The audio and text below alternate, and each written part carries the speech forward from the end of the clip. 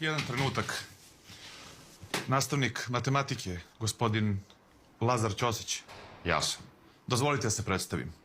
Ja sam prosvetni inspektor Šurlan. Znam. Kako znate? Tolike godine radim u osnovnoj školi, valjda mogu da prepoznam prosvetnog inspektora. A ko vam je ovaj? Ovo je moj lični asistent i nosač torbe Koki. A samo da vas pitam, kako se tačno tako lako prepoznaju inspektori? Mladi su, nadobudni, nemaju pojma, a još manje iskustva. Žale što nisu pravi policijski inspektori i zbog toga su strašno isfrustrirani. Vode jadne životinje sa sobom i muče ih bez potrebe i po nekom nepisanom pravilu, ne znam iz kog razloga, stalno nose kožnu jaknu. Kolega Ćosiću, moram da vam postavim nekoliko pitanja, jer stvarno... Znam, radili ste anketu među đacima.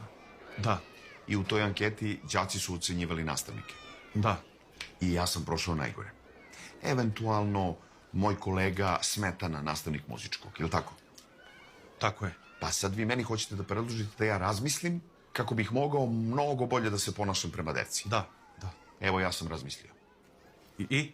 Ne pada mi na pamet. I vi sad morate da preduzmete neke korake. Pa da. Preduzmite ih. Molim? Preduzmite ih. Nemojte da vas to obeshrabri. Takav sam ja. Tvrd, nepokolebljiv, pomalo i lud. Ima drugih nastavnika koji su ljigavi i koji će hteti da sarađuju. Savršeno ćete se vi sa njima uklopiti. Doviđenja, žurim na čas.